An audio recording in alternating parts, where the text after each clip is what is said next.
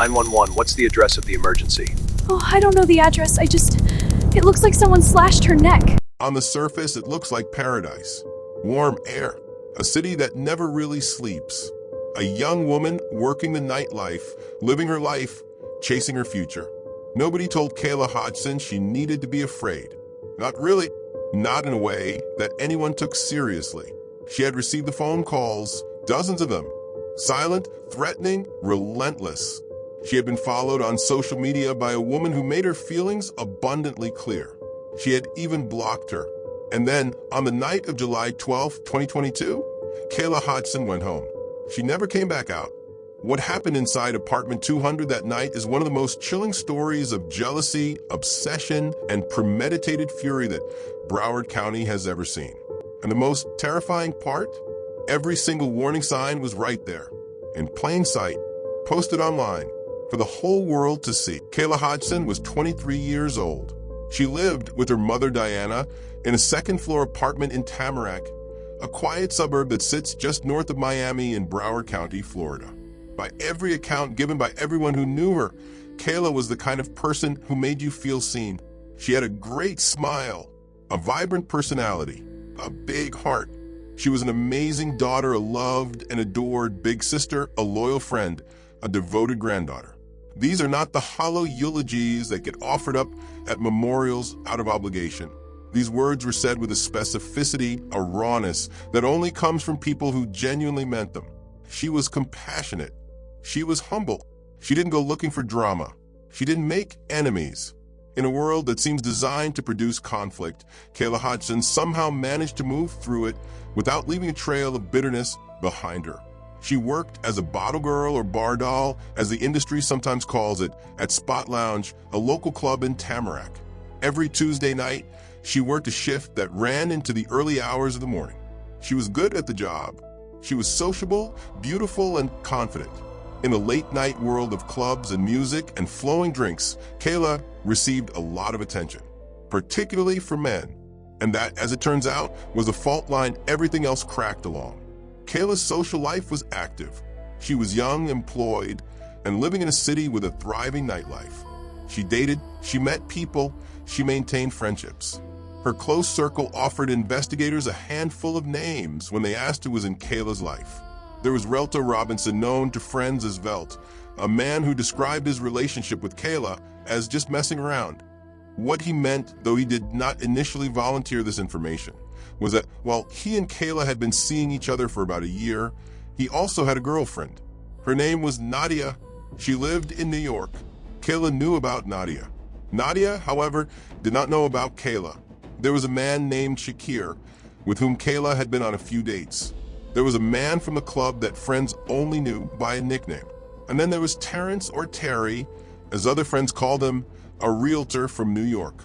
He and Kayla had met the previous August and had begun to spend time together when she visited the city. He flew her out. He ordered food to be delivered to her apartment in Tamarack. He was persistent. He was interested, and he, just like Velt, had a girlfriend, though he consistently denied that she was his girlfriend at all. Her name was Sakina Thompson, and Sakina Thompson had a very different understanding of the situation. Hey guys, my name is Sakina. I'm from New York. I'm 20 years old. I'm a full-time nail technician. Sakina Thompson was 28 years old at the time of Kayla's death. She was a nail technician who had built a modest social media presence over the years, a YouTube channel offering beauty tips and makeup tutorials, an Instagram account where she documented her life and her relationship with the man she considered to be hers. That relationship was with Terrence, and from Sakina's Instagram, it was clear she considered it serious. She posted videos of elaborate dinner dates. She showed off enormous bouquets of flowers. In one video, she opened a luxury gift with visible delight while Terry stood in the background, receiving congratulations from friends. In another, she shared a carefully constructed montage that included, among other things, a shot of her date's personalized boxer briefs, her photograph printed across the waistband. She posted screenshots of his loving messages to her. "This is the happiest I have ever been. I love you forever. I will never stop loving you. I hope you know." Whether this was an accurate reflection of their relationship or a curated fantasy that Sakina constructed for public consumption is something only she can truly answer. What is not in dispute is that in Sakina Thompson's mind, Terry was her man, and any woman who came near him was a threat. Kayla Hodgson, from Sakina's perspective, was not just a threat. She was the threat because Terry wasn't just casually connected to Kayla. He flew her to New York. He sent her food. He was, as her best friend Janisa would later describe it, persistent and serious about his pursuit of her. And Sakina knew. She almost always knew, because she had placed a tracker inside Terry's car. She had a tracker in his car. That's how she found out that they went out to eat, that he was picking her up. But for the most part, there's not one time that she did not know. For months before her death, Kayla Hodgson had been receiving threatening phone calls. The number was always blocked. The voice was sometimes silent for long stretches, then suddenly sharp and hostile. "You know you're a bitch, right?" Kayla's response, captured in text messages she shared with her best friend Janisa, was defiant rather than afraid. "Yeah, I know. Tell me something else." She was frustrated. She was annoyed, but she was not, by the accounts of those closest to her, frightened. Not frightened enough, because in the weeks before her murder, the calls increased in frequency. They became more specific, more intimate, and they crossed a line that should have stopped everyone in their tracks. "Could be a female messing with me while I'm sitting here pregnant. The sick part is, if you're really talking and hanging out, I want you to know I'm not coming easy on either of y'all." The caller was pregnant. She was angry. She was making promises. When Kayla spoke to her mother Diana about the calls, Diana noticed a shift in her daughter's demeanor. Kayla seemed more concerned than she had been before, but still, she didn't fully grasp the danger. Because here is the detail that matters. Kayla believed the calls were coming from Velt's girlfriend, Nadia, in New York. The slang, words like deadass, struck her as typically New Yorker. And in her mind, her casual and sporadic interactions with a New York realtor named Terrence were insignificant, not worth getting worked up about. She had it partially right. The calls were coming from New York, but they weren't from Nadia. They were from Sakina Thompson, a woman who had found Kayla on Instagram, a woman who had been watching her closely for a long time. The confrontation, when it first nearly happened, was in New York. Kayla and Janisa had gone to the city to spend time with Terrence and his friends. They went to a lounge, a place that Terry and his crew frequented regularly. Sakina knew they were coming. Of course she did. She had the tracker in the car. She showed up dressed for a fight, sweats, hair pulled back, ready. She was waiting for Kayla at a lounge when we were in New York. She went there in some sweats, hair tied back, looking to fight. A physical confrontation never took place. Kayla, who did not seek out drama, simply left. She went elsewhere. The crisis was avoided, but it was not resolved. It was a simple act of self-preservation. A digital door slammed shut. A way of saying, you no longer have access to me. But for Sakina Thompson, it was not the end of the story. It was a provocation. Bitches be talking about me thinking I ain't gonna go look on that page. I be looking at y'all page and y'all can't talk about me. On July 12, 2022, a plane departed from New York bound for Fort Lauderdale. Among its passengers was Sakina Thompson. She had booked a round trip, leaving the 12th, returning the 14th. She checked into the Plaza Hotel. She was 2 months pregnant. She did not tell anyone in Kayla's circle she was coming. She did not announce herself on social media. She did not call ahead. Instead, she used a fake account to book Uber rides, one to Kayla's apartment building on Northwest 57th Street and later one away from it. She wanted no digital trail that could be easily traced. She almost succeeded. The address of Kayla's apartment was not hard to find if you had access to the right phone. Terry had ordered food delivery to Kayla's home. He had booked flights for her. Her home address was almost certainly saved in his messages. And Sakina, as friends had confirmed, had access to Terry's phone. She had used it before to message Kayla directly. She knew where Kayla lived. She flew from New York to Florida in the middle of the night to go there. And she brought something sharp with her. It was somewhere between 2 and 2:30 in the morning when a 16-year-old girl who lived down the hall from Kayla heard a knock at her door. She looked through the peephole. A woman, dressed in black, a Yankees cap, black sweatpants, expensive shoes, wearing a mask over the lower half of her face, as if she had come prepared to be unrecognizable.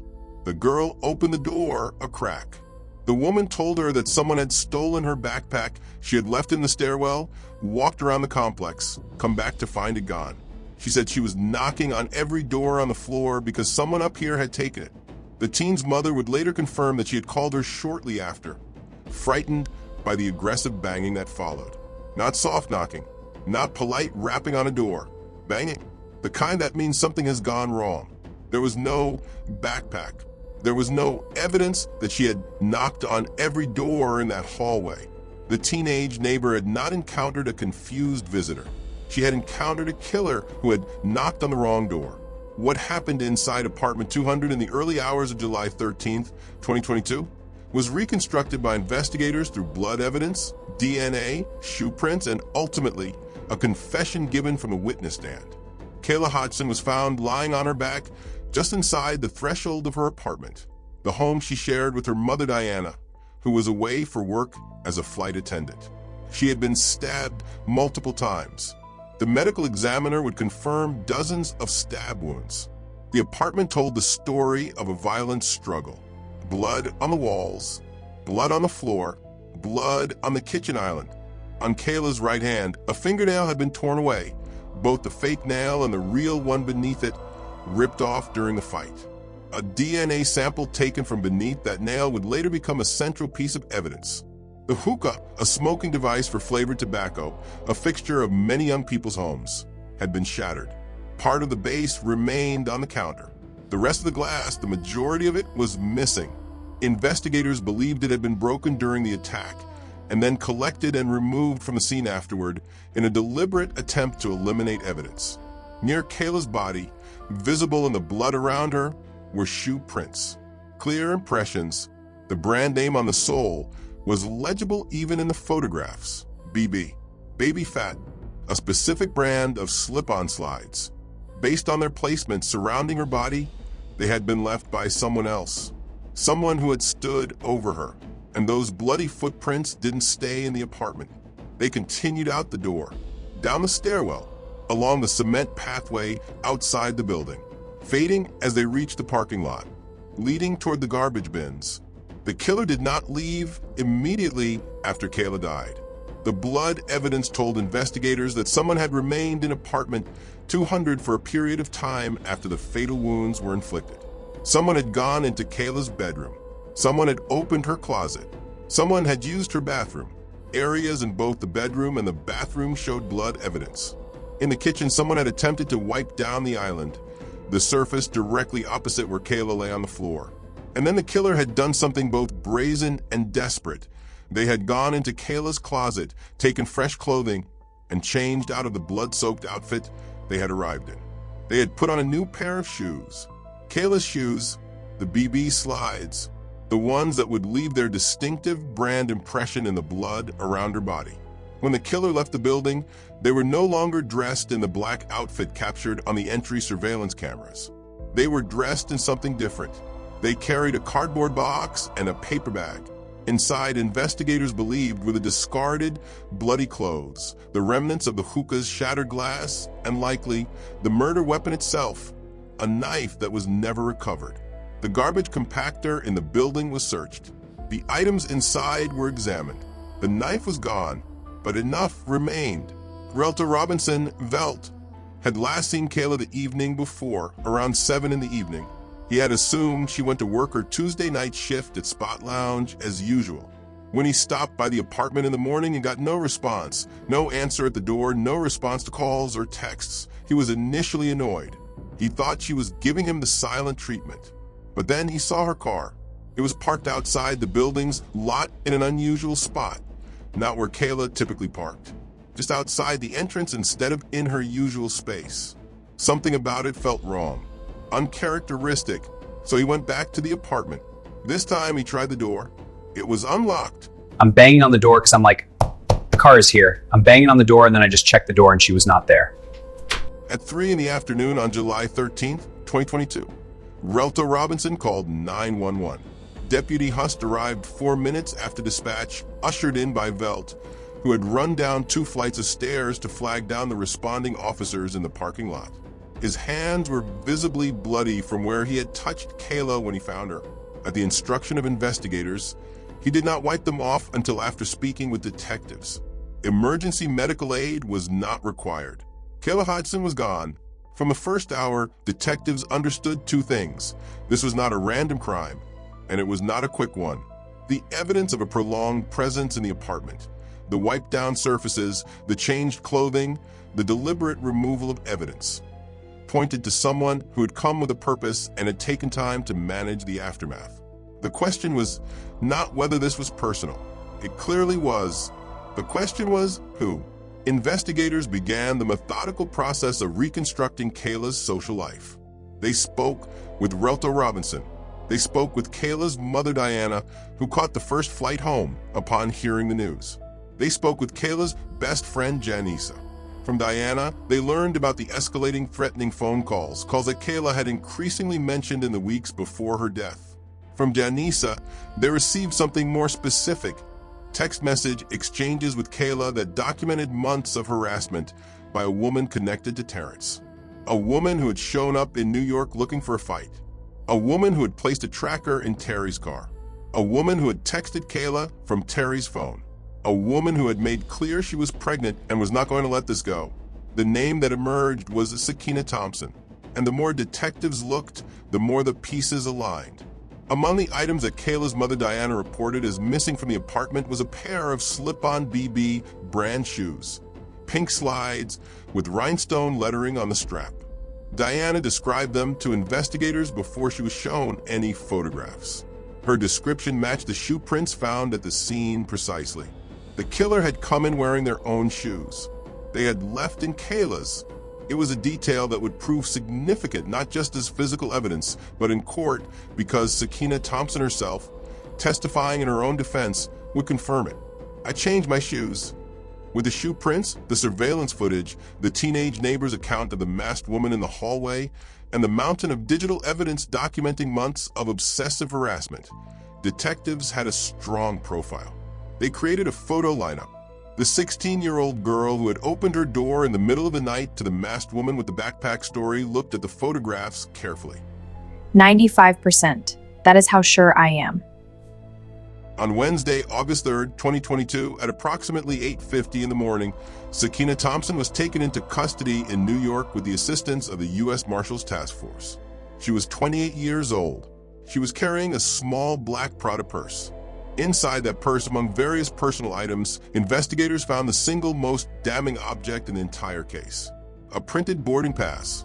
New York to Fort Lauderdale. Departure July 12th, return July 14th. She had flown to Florida on the night of the murder and flown back out less than 48 hours later. The ticket had been tucked inside her designer purse, as if she had simply forgotten to throw it away. Investigators also learned at the time of her arrest that Sakina Thompson was 2 months pregnant, the same pregnancy she had mentioned on the phone when she called Kayla. Sakina Thompson pleaded not guilty to a charge of first-degree premeditated murder. And from the outset, her defense team acknowledged what no one could credibly dispute. She was there. The plane tickets placed her in Fort Lauderdale on the night of the murder. The Uber records, even the fake account she used in an attempt to obscure her movements, traced rides to and from Kayla's apartment building. The surveillance footage showed a woman matching her description at the scene. The teenage neighbor had identified her from a photo lineup. She was there. That was not the question. The question was what had happened when she arrived. And Sakina Thompson had an answer. The story Sakina told from the witness stand was this. She had not come to Florida to kill anyone. She had come to talk, woman to woman. She had been blocked on Instagram and had no other way to reach Kayla directly. So she flew to Tamarack in the middle of the night to have a conversation. When she arrived at the apartment in the early hours of July 13th, after knocking on the wrong door, she found Kayla. The conversation began. And then, according to Sakina, it was Kayla who turned violent. Kayla grabbed the hookah. The glass shattered. In the chaos, Sakina was slashed across her midsection, a wound that she claimed endangered both her life and the life of her unborn child. And then she blacked out. When she came to, she was standing over Kayla's body, holding something sharp. She must have grabbed it during the struggle, A shard of glass, perhaps, or something she had reached for in a panic to defend herself. She did not know exactly what happened during the blackout. She only knew that when her senses returned, Kayla was on the floor, fatally wounded. And this is where the story becomes almost impossible to process. She cleaned up. She wiped down the kitchen island. She went through Kayla's closet, found fresh clothing, and changed out of her own blood-soaked outfit. She put on Kayla's shoes. She collected evidence, the glass, her bloodied clothing, presumably the weapon, and placed it in bags. She carried those bags to the garbage bins downstairs. And then she called a fake account Uber and went back to her hotel. And then the following day, she flew home to New York. She admitted to jealousy on the stand. She admitted to cleaning up the crime scene. She admitted to changing clothes from the victim's closet. She admitted to disposing of evidence. What she denied was that she had intended any of it. The state's position was unambiguous. Sakina Thompson had not flown from New York to Florida in the middle of the night to have a conversation. She had come to confront Kayla Hodgson with a weapon. The stab wounds, dozens of them, were not consistent with a frantic, panic defense during a blackout. They were consistent with an attack, a sustained, violent, deliberate attack. The prosecution argued that the knife, which was never recovered, had been brought from New York, that it had been taken from a scene, along with everything else Sakina managed to collect during her cleanup and disposed of successfully. They also pointed to the most glaring problem with the blackout defense. If she was unconscious, if she had truly lost awareness of her actions during the attack, then how did she have the presence of mind immediately upon regaining consciousness to systematically clean a crime scene, change into the victim's clothing, locate and use a fake Uber account, carry evidence to the trash, and fly back to New York the following morning? Which part of that behavior was unconscious? I mean, this is why you killed her, right? No. I killed her because she took the glass from the hookah and slashed me across my stomach. The DNA found beneath Kayla's torn fingernail, the nail ripped away during the struggle, returned a result that gave the defense a brief moment of hope. The DNA showed a mixture, Kayla's and an unknown male contributor. It was not Sakina's DNA. It was a gap in the evidence, a small one. But in a murder trial, gaps matter. The state did not deny the gap. They argued that its presence did not eliminate Sakina from a scene where she herself admitted having been. There were many surfaces in that apartment. There were many moments in a violent struggle where other DNA could have been deposited. The mountain of evidence placing Sakina at the scene, tracking her movements before and after the murder, documenting her months of threatening behavior toward Kayla, and her own admissions on the stand, far outweighed a single unexplained DNA contributor. 3 years had passed since Kayla Hodgson was found dead in her apartment. 3 years during which Sakina Thompson had given birth in 2023, while in custody awaiting trial, to the child she had been carrying on the night she flew to Florida. 3 years during which Kayla's mother Diana, her brother, her best friend Janisa, her aunt, her godmother, and dozens of others had waited for the legal process to reach its conclusion. On Tuesday, October 14th, 2025, the jury received the case. They deliberated for 1 hour. 1 hour? After everything, the 2-day testimony, the DNA gap, the defense's blackout argument, the weeks of trial, the jury needed 60 minutes to reach a verdict. On December 1st, 2025, Kayla Hodgson's family stood in a Broward County courtroom to address the woman who had taken her from them.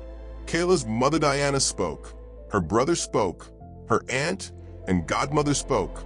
The number of people who attended, who had shown up day after day throughout the trial, filled the courtroom and spilled into the hallway. It was, as Kayla's family noted, a testament, not to the tragedy of her death, though that was present in every face in that room, but to the scope of her life, to how many people she had touched, how deeply she was missed. We are forever changed. But by God, we didn't break us. We are stronger, and Kayla will be remembered always. Judge Seagull, presiding over the sentencing, described the murder as heinous. He noted that a life term was the only appropriate punishment for a killing that had been planned and premeditated. He sentenced Sakina Thompson to life in prison without the possibility of parole.